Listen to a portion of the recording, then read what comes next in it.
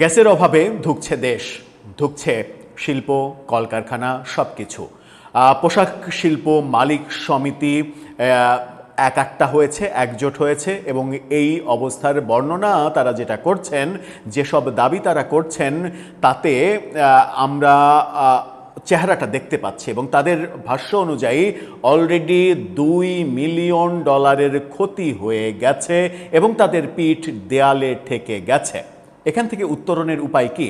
উত্তরণের উপায় কি সেই খোঁজটা সরকার ঠিক মতো করছে কিনা সেটা নিয়ে জনগণের মধ্যে এক ধরনের ধোঁয়াশা থাকলেও এটা নিয়ে জনগণের মধ্যে কোনো ধোঁয়াশা নেই যে সরকার অনেকটাই তার চাইতে বেশি ব্যস্ত। এর দায় কিভাবে পূর্বতন সরকারের ওপরে কাঁধে চাপানো যায়। কি বলছেন পোশাক শিল্প মালিকদের সংগঠন বিকেএমইএ? চলুন তাদের দেয়া ভয়ঙ্কর তথ্যটা একটু জেনে দেখি এবং এখান থেকে সমাধানের কোনো উপায় আছে কিনা সেটা বুঝে দেখি। যদি শিল্প কারখানার অবস্থা এটা হয় তাহলে অর্থনীতির জন্য সেটা কতটা অশনি সংকেত সেটা তো আমরা বুঝতেই পারি। সেই আলোচনাই করবো এই ভিডিওতে। থাকবেন পলিটিক্স টিভির নিয়মিত আয়োজনে।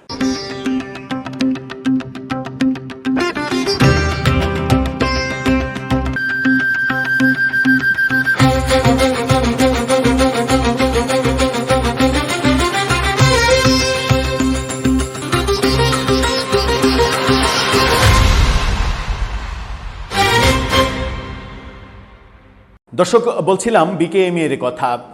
তারা যে তথ্য দিয়েছে সেই তথ্য যদি মাথায় নেওয়া যায় তাহলে সেটা ভয়ঙ্কর তথ্য। আমরা একদিন আগেই আমরা আলোচনা করলাম যে বাংলাদেশের সব মিলিয়ে 900 ইন্ডাস্ট্রি বন্ধ হয়ে গেছে, উৎপাদন বন্ধ হয়ে গেছে শুধুমাত্র গ্যাসের অভাবে। এবার পোশাক শ্রমিক পোশাক শিল্প মালিক সমিতি বিকেএমইএ তারা জানিয়েছে, যেটা তার শিরোনামটা দেখে নিন বাংলা ট্রিবিউনের।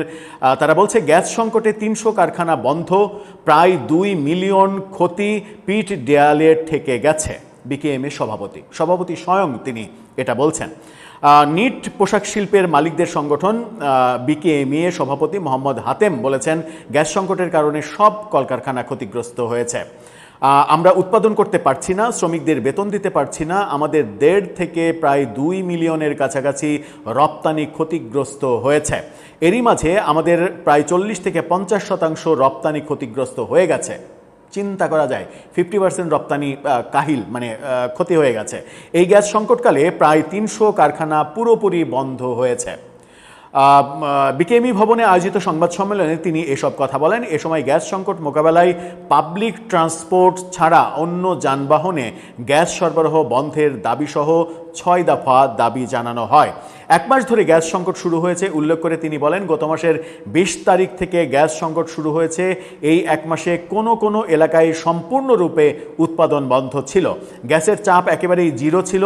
মাঝখানে আমাদের সরকার আশ্বস্ত করেছিলেন চলতি মাসের 10 তারিখ থেকে স্বাভাবিক হবে ব্যাপারটা, কিন্তু দুর্ভাগ্যজনকভাবে ওই দিন থেকে গ্যাসই নেই। মাঝখানে 2 দিনের জন্য গ্যাস পেয়েছিলাম, এরপর আবার নেই। বায়ারদের অর্ডার অন্যত্র সরিয়ে নেওয়ার শঙ্কা উল্লেখ করে তিনি বলেছেন, এমন পরিস্থিতিতে আমাদের উৎপাদন বন্ধ রয়েছে, বায়ারদের চাপ বেড়েছে, অর্ডার অন্য জায়গায় শিফট হয়ে যাচ্ছে, যা সবচেয়ে বেশি ক্ষতি হচ্ছে। এরকম সংকটের মধ্যে বায়াররা শঙ্কিত সামনের দিনগুলোতে রপ্তানি আদেশ আমরা সময় মতো দিতে পারবো কি না।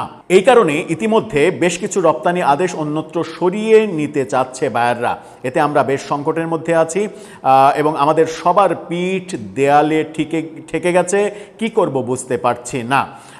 এই ব্যাপারগুলো তারা বলছেন এবং তারা বেশ কিছু দাবি করছেন, 6 দফা দাবি তুলে ধরেছেন। 6 দফা দাবি উপস্থাপন করে তিনি বলেন, গ্যাস সংকটের কারণে আমরা শ্রমিকদের বেতন দিতে পারছি না। জুন জুলাই মাসের গ্যাস বিদ্যুৎ বিল আগামী 12 মাসের কিস্তিতে পরিশোধের সুযোগ যেন করে দেওয়া হয়। কোনো শিল্প প্রতিষ্ঠান গ্যাস বিল পরিশোধ করতে ব্যর্থ হলে কোনোভাবেই যেন তার লাইন কাটা না হয়।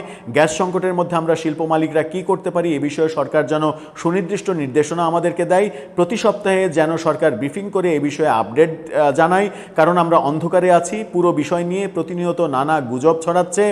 সরবরাহ বন্ধ করা হয়, সেটা বলছে পাবলিক ট্রান্সপোর্ট ব্যতীত অন্য যানবাহনে যেন গ্যাস সরবরাহ বন্ধ করে দেওয়া হয়, অবৈধ আবাসিক গ্যাস সংযোগ বিচ্ছিন্ন করতে সরকার যেন কঠোর হয়।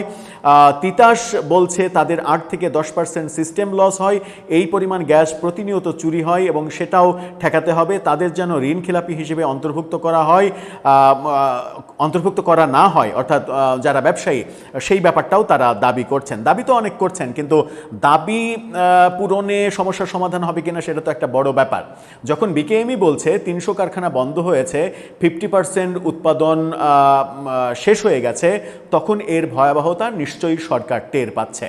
আশা করব সরকার উদরপিণ্ডি বুদর ঘাড়ে চাপানোর চেষ্টা এবং চাপানোর নানা ধরনের মুখরোচক ন্যারেটিভ তৈরি করে গণমাধ্যমে না বলে এই সমস্যার সমাধান কিভাবে দ্রুত করা যায় সেই দিকে বেশি খেয়াল দেবে। কারণ পোশাক কারখানা, পোশাক শিল্প এটা বাংলাদেশের সবথেকে বড় ভিত্তি। দর্শক, আপনার মতামত এ ব্যাপারে জানিয়ে লিখতে পারেন আমাদের কমেন্ট বক্সে।